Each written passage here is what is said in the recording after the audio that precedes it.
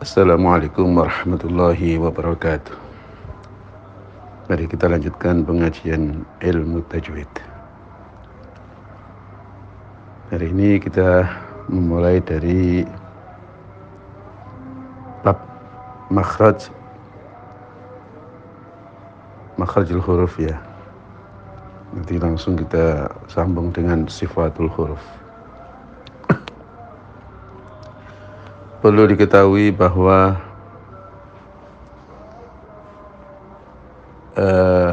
ilmu makharijul huruf dan sifatul huruf itu adalah inti daripada ilmu tajwid. Karena sesungguhnya makhraj dan sifat huruf itu adalah untuk memastikan zatnya huruf. Jadi huruf itu sebelum bertemu apa-apa, huruf itu sendiri bunyinya bagaimana. Banyak sekali orang memulai pengajian tajwid itu dari hukum izhar dan idgham, iqlab, ikhfa. Baik itu izhar idghamnya nun mati maupun mim mati maupun izhar idgham secara umum. Dan ini sebetulnya janggal sebetulnya ya, tapi tak tahu kenapa justru orang-orang Arab juga banyak yang menyusun tajwid dimulai dari ahkamul huruf. Ya, hukum-hukum huruf yakni izhar, idgham dan seterusnya. Padahal huruf itu akan dibaca izhar bila bertemu huruf lain itu karena huruf yang pertama makhrajnya jauh, makhraj dan sifatnya mungkin ya jauh daripada huruf yang berikutnya yang dihadapi, maka diizharkan. Kalau huruf pertama makhraj dan sifatnya itu dekat atau sangat dekat, maka diidghamkan, dijadikan satu. Kalau tidak terlalu jauh, tidak terlalu dekat, maka dibaca ikhfa. Lah untuk mengetahui jauh atau dekat atau sedang, itu kan harus lebih dahulu mempelajari makharijul huruf dan sifatul huruf. Makanya di dalam tajwid disebutkan bahwa rukun ilmu tajwid itu ada 4. Yang pertama yaitu mengetahui makharijul huruf. Yang kedua mengetahui sifatul huruf. Yang ketiga mengetahui ahkamul huruf. Ahkamul huruf itu yaitu tadi bila huruf ini bertemu ini, yang pertama mati, yang kedua hidup, dilihat. Kalau huruf pertama dengan kedua sangat dekat, maka diidghamkan. Kalau jauh diizharkan, kalau sedang diikhfakan. Ya. Itu tidak hanya hukum nun madi dan tanwin, tapi berlaku untuk seluruh huruf seperti idgham mislan, mutaqariban, mutajannisan ya. Dan huruf yang bertasydid semuanya itu adalah ahkamul huruf. Termasuk dimasukkan ke rukun ketiga ini adalah ahkamul maddi wal qasri ya. Selanjutnya yang keempat yaitu banyak berlatih. Setiap ada pelajaran langsung dilatih ya, baru dapat pelajaran berikutnya. Dilatih sampai betul-betul bisa mengucapkan dengan benar, baru berikutnya. Begitu seterusnya, mestinya begitu orang belajar tajwid ya. Dan praktek di hadapan guru yang ahli. Yang dimaksud dengan guru ahli ini ya guru ahli tajwid. keahliannya tidak hanya teori, tetapi ya teori, ya praktek. Kadang-kadang ada orang ahlinya adalah ahli dalam teorinya saja. Umpamanya paham betul dengan ukuran-ukuran mat. Mat ini panjangnya segini, mat ini segini, dan seterusnya detail sekali. Tapi dalam prakteknya dia suka melebih-lebihkan atau suka curang. Dia paham bahwa mat wajib, mat jaiz itu boleh 4 harokat, boleh 5 harokat, tapi dalam mempraktekannya selalu seperti 6 atau bahkan seperti 8. Nah, itu berarti guru yang tidak ahli dalam ada, ya. Demikian pula makhraj, ya, sifat, ya, paham betul, ya, tapi prakteknya kok melenceng-melenceng. Ini justru yang kita cari adalah guru yang ahlul ada, ya, dan yang bersanad. Sanad ini tidak hanya sanad standar kelancaran hafalan, tapi sanad tajwidnya. Kalau dia mengajarkan berbeda dengan orang lain, maka dia dituntut sanadnya. Ya. Jadi kalau melihat urutan rukun tajwid sebanyak 5 itu tadi, 4 ya. Maka sesungguhnya makharijul huruf dan sifatul huruf itu harus dipelajari lebih dahulu dan lebih detail. Ya. Karena dalam prakteknya ada orang yang prakteknya itu detail dalam mat-mat saja, ukuran panjang, ukuran pendek, tapi hurufnya sendiri tidak diucapkan dengan betul. Ya. Guru yang ahli di dalam tajwid ini ya perlu dicari betul, karena kadang-kadang ada orang yang mengaji kepada seorang guru, tapi sebenarnya gurunya itu keahliannya tidak pada yang dicari. Seperti seorang dokter, ada yang keahliannya itu ilmu ini dan itu, umpamanya keahlian penyakit dalam, ada keahliannya penyakit kulit, ada keahliannya apa gitu umum, ya. Ya, demikian pula guru Al-Qur'an, ada guru yang keahliannya itu pada makharijul huruf dan sifatul huruf, ya, dalam prakteknya saja, tidak mengerti teorinya. Ya, berdasarkan dia ngaji kepada gurunya gitu aja. Ada yang lengkap praktek dan teori. Teori ini juga penting karena pada suatu saat kalau dia membaca sesuai dengan yang diajarkan oleh gurunya, tiba-tiba ada orang lain yang menyalahkan bacaannya, ya. Nah, terus dia tidak bisa menjawab, pokoknya begini dari guru saya. Nah, ini tidak baik, ya. Ada guru yang keahliannya itu di waqaf al-ibtida, karena gurunya itu matang sekali dalam nahwu sharaf dan bahasa Arab, ya. Ya. Ada guru yang keahliannya itu ya seni gitu, ya, lagu-lagu, ya. Ada yang guru Al-Quran itu keahliannya dalam metode menghafal.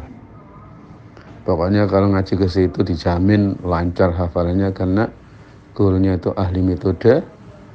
Ada juga yang tidak pakai metodenya adalah dengan kalau nggak lancar dipukul gitu aja, ya. Ya, itu sudah membuat muridnya hafalannya kuat. Ada yang tidak punya metode apa-apa, tidak punya keahlian apa-apa, hanya dia itu bisa membangun pondok karena dia punya tanah, punya uang, ya. Nah, sehingga di sini banyak yang menghafal itu ya tidak sesuai dengan yang diharapkan. Ya, untung kalau seandainya menghadirkan guru lain untuk membantunya mengajar dengan betul. Oleh karena itu maka sangat baik sekali adanya guru yang memahami keahliannya. Umpamanya seorang guru tidak ahli betul dengan makhrajul huruf dan sifatul huruf ya, terus tapi dia itu punya santri. Nah, dia itu dengan ikhlas, dengan tulus hati mengatakan kepada santrinya, setelah ini kamu harus melanjutkan mencari guru yang ahlinya. Saya tidak ahlinya. Itu ada ya. Nah, tidak malah gengsi kalau muridnya pindah ke tempat lain. Soalnya Imam Asim itu pernah berguru kepada 70 guru Al-Quran, yang mana pindah ke 70 dari guru ke guru, dari guru-guru itu untuk agar supaya bisa membaca Al-Quran kama unzil ya, persis bagaimana Al-Quran diturunkan dalam hal tajwidnya. Ya, jadi kita mulai pengajian ini dengan makharijul huruf.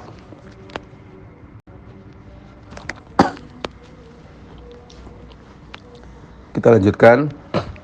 Adapun metode pengajian ini pertama yaitu saya akan memulai dari makharijul huruf sampai tuntas. Bagaimana cara memahami makharijul huruf, bagaimana prakteknya ya. Tapi sebenarnya huruf itu kalau hanya makhraj saja itu tidak cukup ya. Kalau makhraj saja nanti akan ada huruf, beberapa huruf, 3 huruf, 2 huruf yang makhrajnya sama ya. Baru huruf itu bisa betul-betul berbeda satu dengan yang lain apabila setelah disesuaikan dengan makhrajnya juga diberi sifat-sifatnya, yang satu huruf memiliki sifat antara 5 sampai 6 ya. Ya, jadi makhraj dulu kita tuntaskan. Terus setelah itu nanti sifatul huruf, memahami sifatul huruf ya, dengan sedikit-sedikit praktek ya. Digabung sifat dan makhrajnya ya. Nanti setelah itu nanti per huruf. Jadi per huruf itu kita kenal apa namanya ya.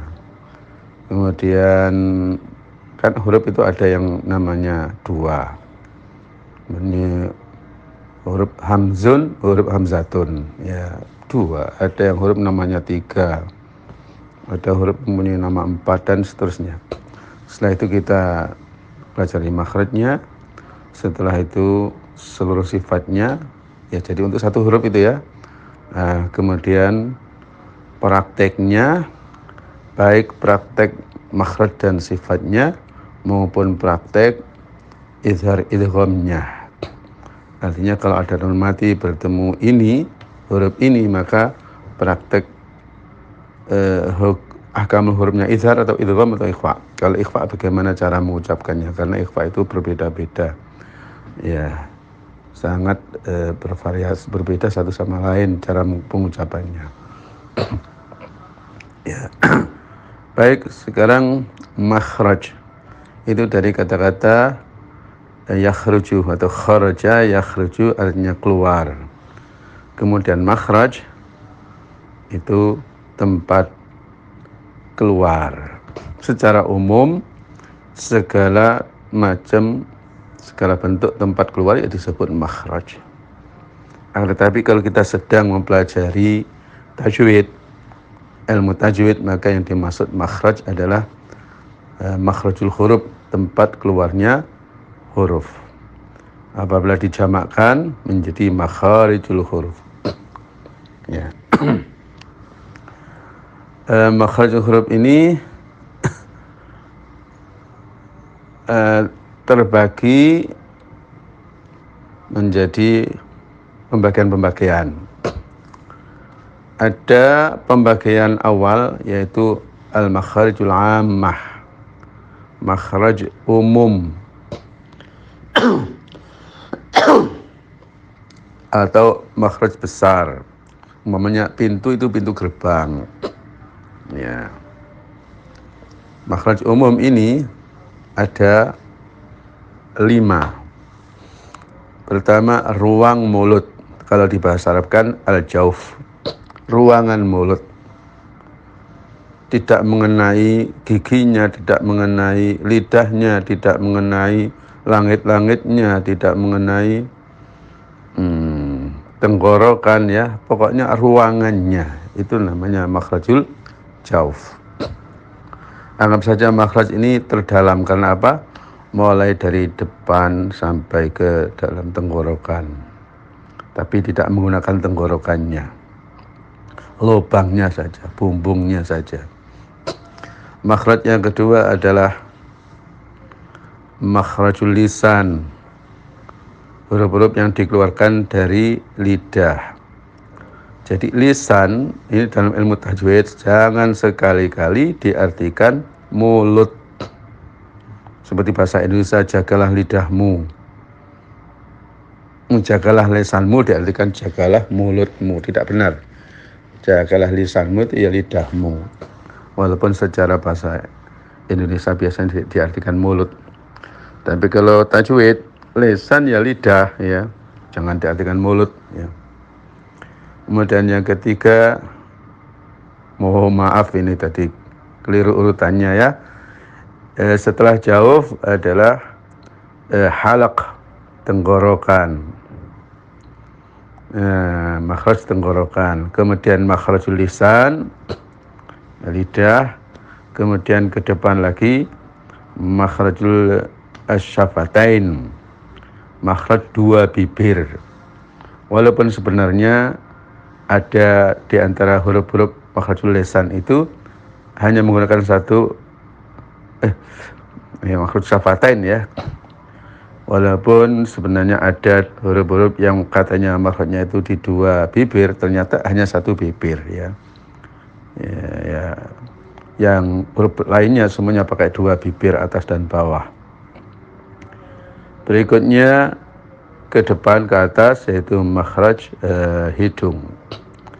Yang dimaksud adalah pangkal hidung.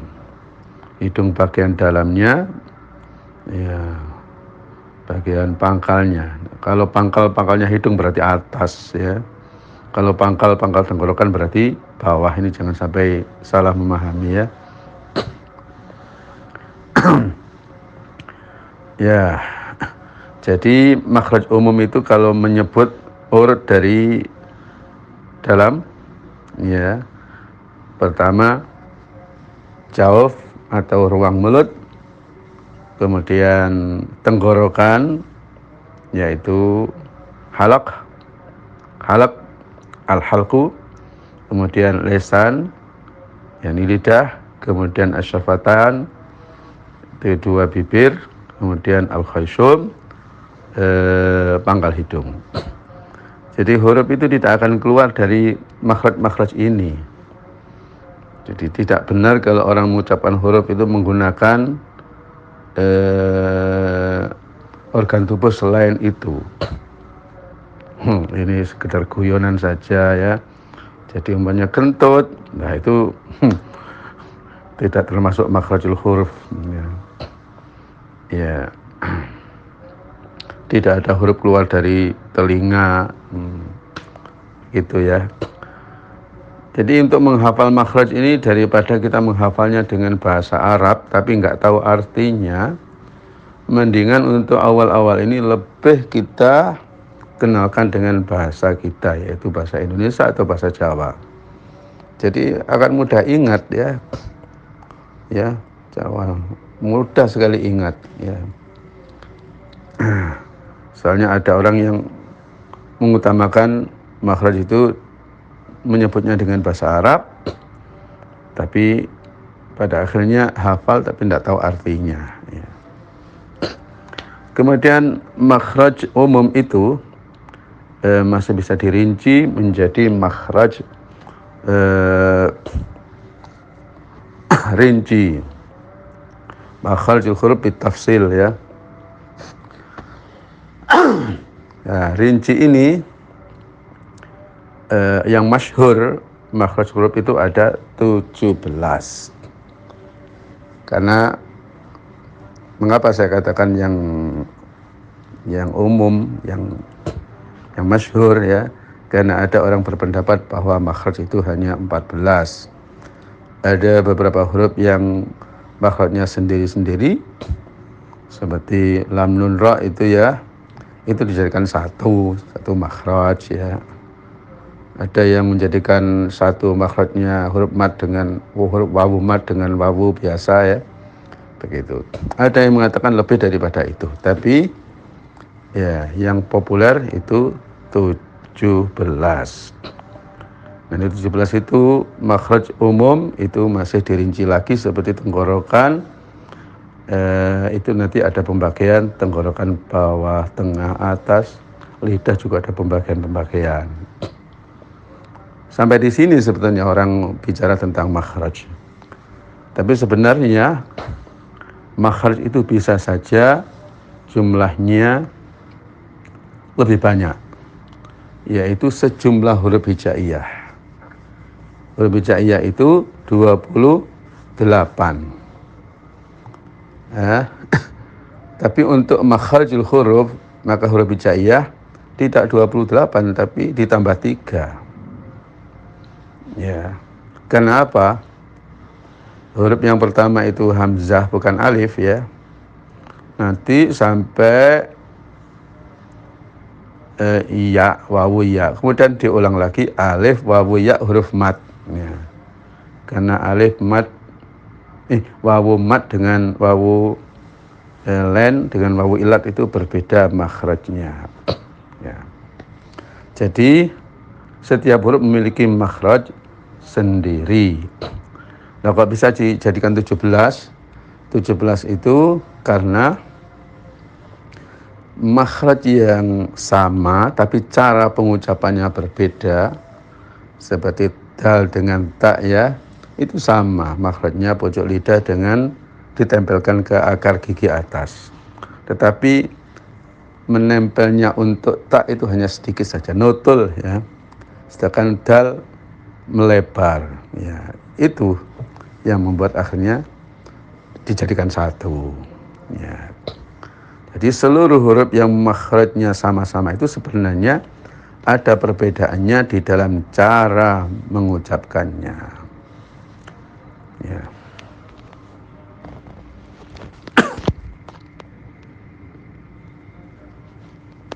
Baik, sekarang kita lanjutkan, yaitu bagaimana huruf itu keluar dari makhraj-makhrajnya dan bagaimana cara mengeluarkannya. Jadi makharijul huruf itu tidak cukup hanya digambar begitu aja ya. Makhrajnya digambarkan mulut besar, ada giginya, ada lidahnya, harus digambarkan pembagian makhrajnya dengan gambar. Kenapa tidak bisa? Karena huruf itu keluar dari apa dengan apa. Seperti orang bertepuk tangan, suara tak tak tak tak tak itu keluarnya dari mana? Keluarnya dari tangan dengan tangan. Tangan dengan tangan dipukulkan, keluarlah suara tak tak tak tak itu. Namanya orang mukul meja brak, suara brak itu keluar dari tangan dan meja. Tapi dari dua itu dianggap intinya itu yang mana ya? Intinya adalah meja, kemudian bekerja dengan tangan. Seperti makhraj pojok lidah, disebut makhraj pojok lidah gitu aja. Tapi ternyata kerja pojok lidah itu dengan apa? Ada yang pojok dengan pojok gigi, ada yang pojok dengan gusi, ya, ada yang pojok dengan sela antara gigi atas dan bawah, ya. Begitu seterusnya ya. Jadi makhraj itu mesti apa dengan apa. Kemudian caranya. Seperti tangan dengan tangan. Apa sudah selesai? Ya. Jadi tidak bisa tangan dengan cara apa? Ya, caranya dipukulkan. Ya. Adapun untuk supaya pas sesuai dengan suara yang dikeluarkan, katakanlah pukulannya itu toak, berarti tangan dengan tangan dipukulkan dengan yang keras. Ya. Demikian pula nah, jadi apa dengan apa dan bagaimana caranya. Karena beda cara itu sudah lain keluarnya. Seperti umumnya sa, pojok lidah dengan pojok gigi atas. Tapi kalau caranya kalau ditekan tak ya jadi tak ya. Caranya tidak menekan ya akhirnya suaranya jadi sin ya. Ya, ini suatu hal yang langka. Jadi yang keterangan yang langka pertama ternyata makhrajul huruf itu bisa lebih banyak, yaitu sejumlah huruf hijaiyah masing-masing punya makhraj sendiri. Yang membuat menjadi banyak adalah cara pengucapan itu dibuat beda antara satu huruf dengan huruf yang lain. Nah, keterangan yang berbeda adalah bahwa lengkapnya keterangan tentang makhraj yaitu apa, dengan apa, caranya bagaimana. Ya. Nanti dalam keterangan makhraj huruf ini juga ada mazhab-mazhab lah, walaupun tidak begitu populer ya. Nanti tinjauannya makhraj ini diantaranya adalah kesalahan-kesalahan yang umum terjadi ketika orang mempelajari makhrajul huruf ya, yang umum terjadi ya. Baiklah, sekarang kita pelajari urut al-makhrajul ammah. Kita urut sesuai dengan makhraj umum ya. Jadi kita pelajari dulu makhraj tenggorokan, makhraj jauf, tuntas, baru tenggorokan, tuntas, baru lidah. Begitu seterusnya masing-masing. Kita tidak mempelajari urut huruf hijaiyah. Mengapa? Mungkin nanti kurang fokus gitu ya. Jadi makhraj itu sebaiknya kita pelajari per makhraj umum ya. Dan itu pun dipelajari urut sesuai dengan letaknya. Seperti hamzah ha, tenggorokan paling bawah, kemudian ke atas ain ha. Ya, begitu ya. Kemudian ghain kha itu diurut. Ya, biar kita tidak sampai kelewatan ya. Demikian pula mempelajari makhraj lidah. Kita pelajari makhraj lidah paling dalam, paling pangkal, ke depan, ke tengah, ke pinggir, kemudian ke pojok gitu seterusnya ya. Baik, kita belajar secara urut. Sekarang kita pelajari makhraj al-jauf. Jauf itu rongga mulut. Ya. Seperti perut manusia itu juga disebut jauf. Ya. Ada huruf yang keluarnya itu dari rongga mulut, yaitu seluruh huruf mad. Ketika berlaku sebagai huruf mad. Kalau alif sih mesti mad. Tapi kalau wawu dan iya, ya ketika jatuh dari harokat yang sesuai, umpamanya wawu mati jatuh setelah dhammah, ya mati, ya sakinah jatuh setelah kasrah, itu disebut wawu mad, ya mad. Kemudian wawu dan ya itu bisa tidak mad tapi lin ya.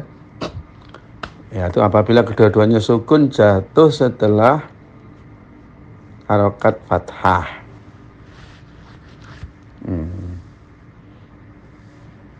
Seperti au dan ai. Ya. Kemudian wawu dan ya itu bukan mad, bukan len, tapi huruf ilat. Yaitu apabila berharokat. Nah, sekarang ini kita pelajari makhrajnya wawu, iya, dan alif. Yang mana alif itu mesti mad. Ya. Makhrajnya dari lo, ruang mulut. Maksudnya ruang mulut ini, huruf itu dikeluarkan keluar dari ruangannya saja. Tidak menggunakan lidah, tidak menggunakan bibir, tidak menggunakan tenggorokan. Ya. Nah ini sebenarnya tidak sesuai dengan makhraj yang dimaksudkan dalam ilmu tajwid ya. Nah, jadi tajwid itu apa dengan apa? Kalau ruang mulut ini dengan apa ya? Sama sekali ya tidak dengan apa-apa. Oleh karena itu sebenarnya jauf itu bukan makhraj, tapi disebut juga dikategorikan ya mulhaq itu diikutkan saja. Ya.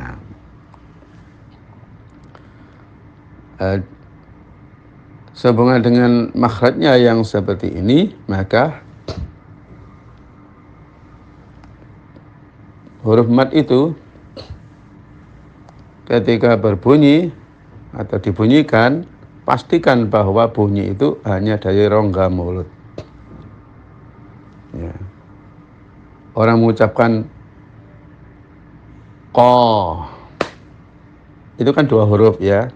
Pertama huruf makhrajnya qaf nanti ada sendiri, kemudian panjangnya itu adalah mat. Kita panjangkan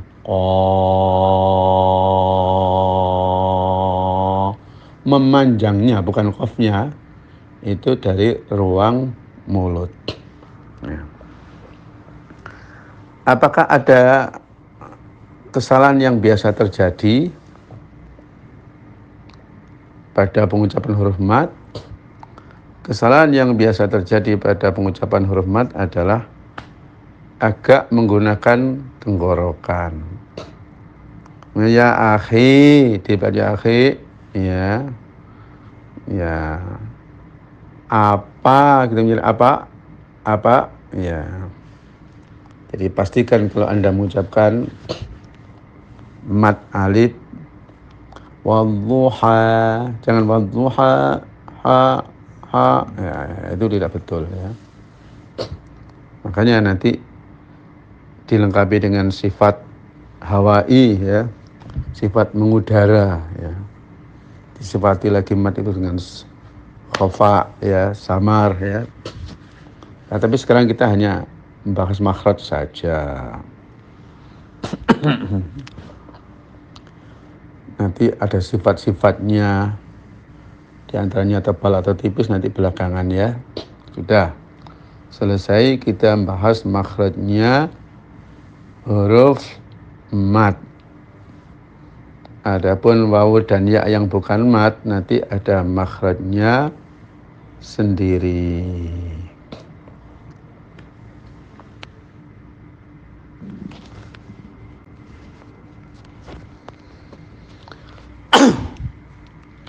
Berikutnya makhraj tenggorokan, al-halqu. Huruf-huruf yang keluar dari tenggorokan. Siapa yang tidak tahu tenggorokan ya? Nah, pertama katanya apa dengan apa? Lah tenggorokan ini dengan apa?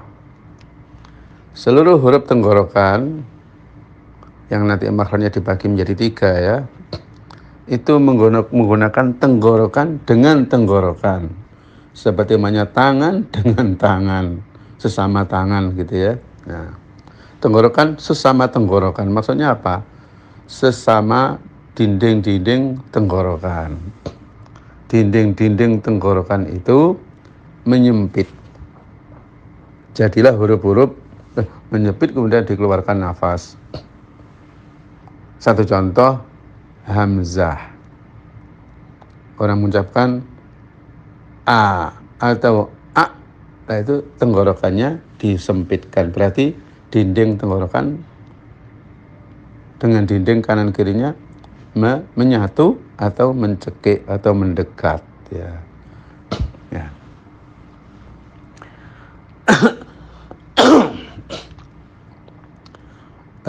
Pembagiannya tenggorokan paling bawah, paling dalam yaitu dua huruf hamzah dan ha. Itu kok bisa ya bunyinya jauh, yang satu a, yang satu a. Ya kalau untuk makhraj ini sama. Ya. Kalau dikatakan walaupun sama mesti ada perbedaan lah, baru ini perbedaan adalah caranya. Untuk hamzah a, tenggorokan mencekik. Ya. Untuk ha, juga mencekik atau menyempit ya. Nah, tapi tidak sekuat hamzah. Ya. Nah, gitu ya. Untuk dua huruf ini praktek makhrajnya banyak orang yang salah. Bahkan tidak kita sadari, kita sendiri apabila membaca Quran agak males-malesan, mesti makhrajnya hamzah dan ha ini menjadi tidak sempurna. Hamzah, ya. Orang mengucapkan a, i, u. Bisa-bisa saja dia mengucapkan ayu. Agak tashil gitu ya. Seperti aidha kita baca aidha. Wa idha kita baca wa idha. Nah, kalau begitu kan banyak sekali, apalagi orang membaca dengan cepat. Wa idha qila wa idha ya. Ta'kulu dibaca santai saja, ta'kulu ya. Jadi untuk sukun-sukun ini ya seperti kata-kata enak itu kalau ditulis dengan hamzah mestinya diucapkan enak, nak gitu ya. Kalau diucapkan dengan ain enak. Kalau diucapkan dengan kaf enak, kalau qaf enaqa ya. Pastikan hamzahnya makhrajnya di mana. Nah, pastikan bahwa jangan sampai turun lagi ke bawah. Seperti tidak harus ya gitu aja ya. Karena dulu ada orang mengajarkan mengucapkan huruf hamzah itu ya. Sampai ada seorang kiai cerita, saya dulu belajar ke kiai saya yang pertama kemudian belajar ke kiai yang berikutnya kemudian saya kok cenderung saya ambil tengah-tengahnya persis bagaimana qori Arab mengucapkan hamzah ya. Dan hamzah ini adalah huruf yang berat bagi orang-orang Arab ya. Tapi sebenarnya kita semuanya juga, tapi yang merasakan itu adalah orang-orang Arab. Kalau ada dua hamzah bagi mereka, ya Allah, satu hamzah saja sudah berat, bagaimana dengan dua hamzah? Maka kalau ada di dalam ilmu qiraah qiraah 7 ya, itu ada sikap-sikap ya. Ada yang dua hamzahnya dibaca apa adanya, Ada yang harus ada keringanan, yaitu hamzah yang kedua ditasil. Anzartahum a'jamiyyu.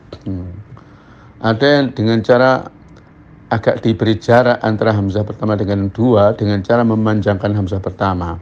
Seperti anzartahum dibaca anzartahum, ada panjangnya. Biar tidak kesulitan. Ada yang kedua-duanya. Hamzah pertama dipanjangkan, dijauhkan dengan hamzah kedua, dan hamzah kedua ditasir menjadi anzartahum. Ada yang hamzah kedua diganti alif menjadi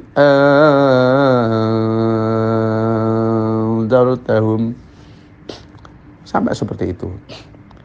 Bahkan dalam ilmu lain seperti shorof ya, itu kalimat apabila tidak ada huruf illat disebut sahih. Kalau tidak ada hamzahnya disebut sahih dan salim. Sahih itu waras, salim itu selamat. Kalau ada kalimat ada hamzahnya, mahmus itu berarti nggak selamat. Ya. Dalam ilmu khat, penulisan hamzah juga merepotkan. Hamzah itu numpang apa, sendiri ataukah numpang, ya, dan seterusnya.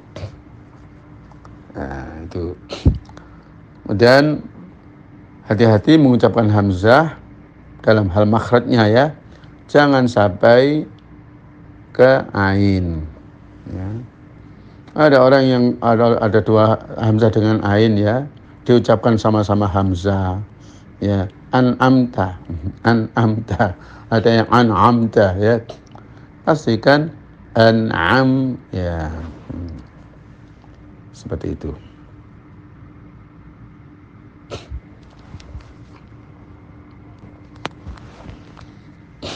Berikutnya ha, yang mana makhrajnya sama dengan hamzah tetapi cara mencekikkan atau mendekatkan dinding-dinding tenggorokan satu sama lain itu agak berkurang.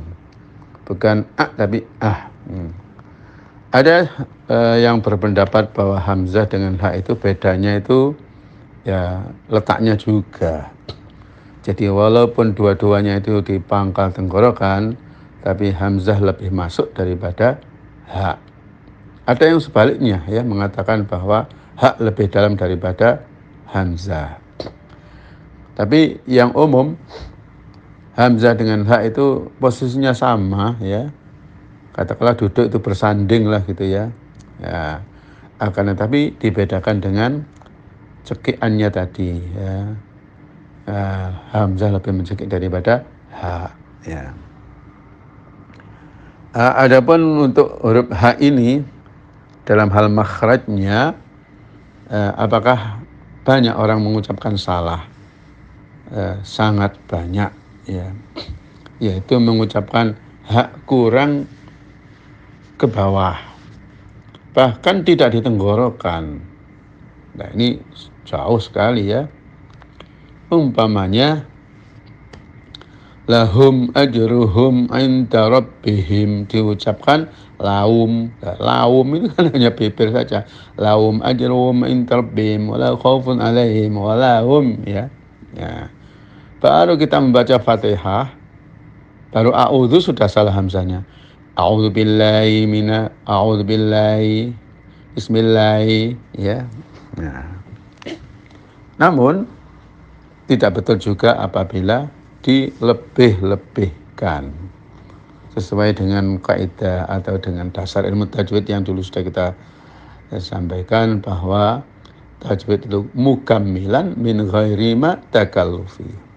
Mukammilan menyempurnakan tetapi tidak ada takalluf. Yang takalluf itu hampir samalah dengan mubalaghah, berlebih-lebihan. Lahum ajruhum inda rabbihim ya. Jadi juga kebalikannya bin nutqi bil harfi bila ta'assufi bil lutfi bil harfi bil lutfi bin nutqi ya. Bil lutfi bin nutqi ya, dengan halus dalam pengucapan bila ta'assufi tidak curang ya. Tidak lahum, tidak pula laum ya. Jadi lahum ajruhum. Tapi coba perhatikan qori-qori Arab, ternyata ya terpautlah satu sama lain. Ada yang haknya sepertinya agak kedalaman, ada yang kurang gitu ya. Dan ini biasa ya, orang itu dalam menerapkan itu ada kelemahan sendiri-sendiri ya.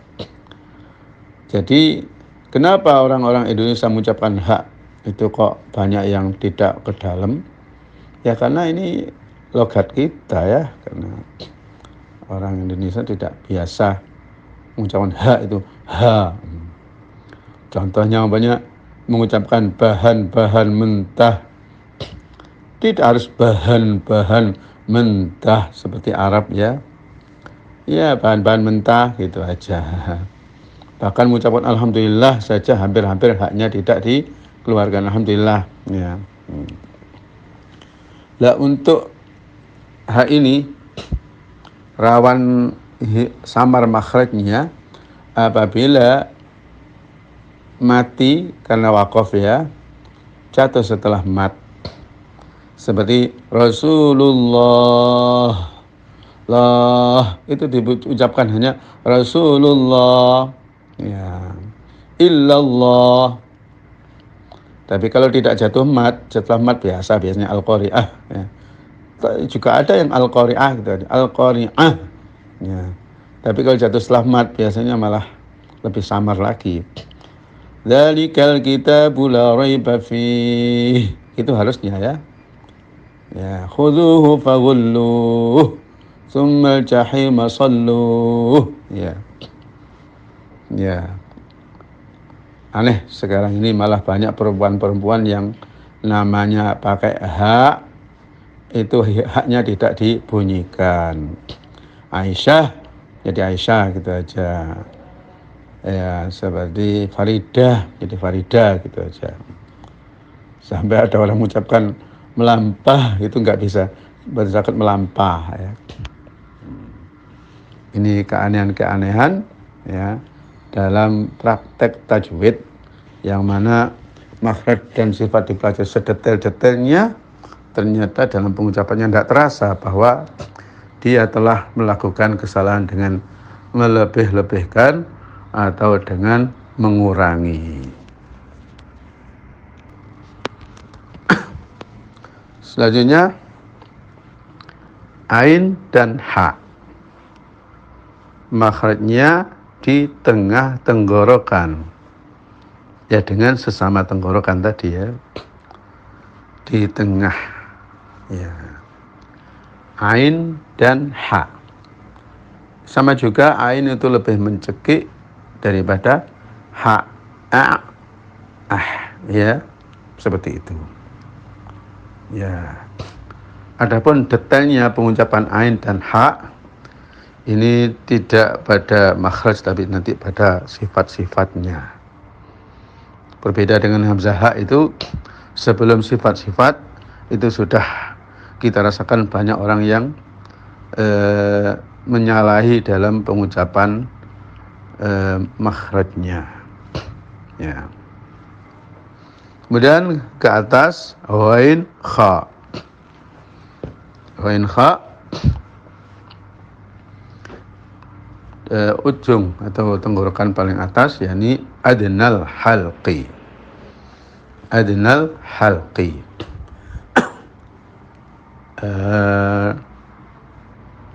Perbedaannya ya, kha lebih mencekik daripada ghain. Sampai ada yang mengatakan bahwa standarnya kalau kha itu seandainya diucapkan disukun, dipanjangkan, itu akan mengeluarkan dahak atau lendir.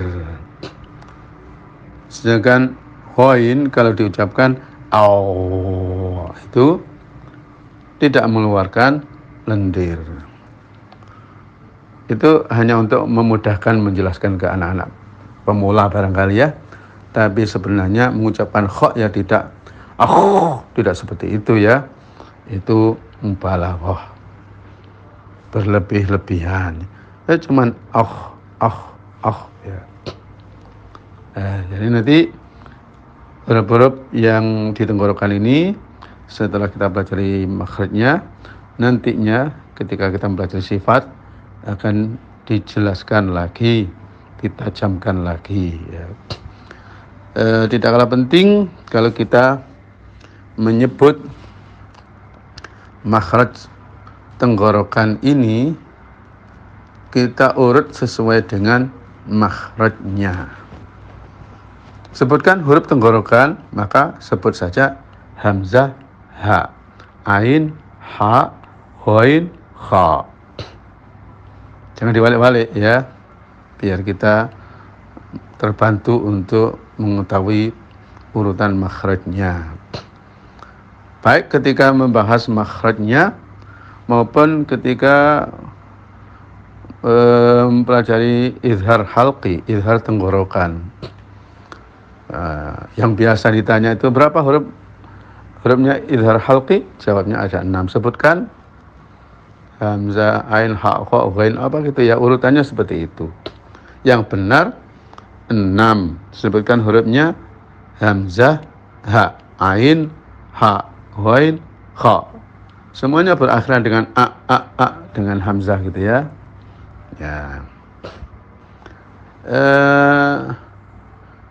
Di dalam Nadhaman Jazariyah ada nadhaman berbunyi hamzun fahaun, hamzun kemudian ha, summa ainun ha'u kemudian ain dan ha, muhmalataini yang keduanya tanpa titik ya.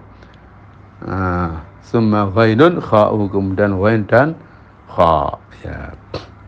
Ada lagi kumpulan huruf izhar halqi, ada huruf halaq itu pada kata-kata akhi haka ilman, hazahu ghairu khasirin. Akhi berarti hamzah, haka berarti ha, ilman berarti ain, hazahu ha, ghairu ghain, khasirin kha ya. Nah ini termasuk ya seni dari pelajaran ilmu tajwid.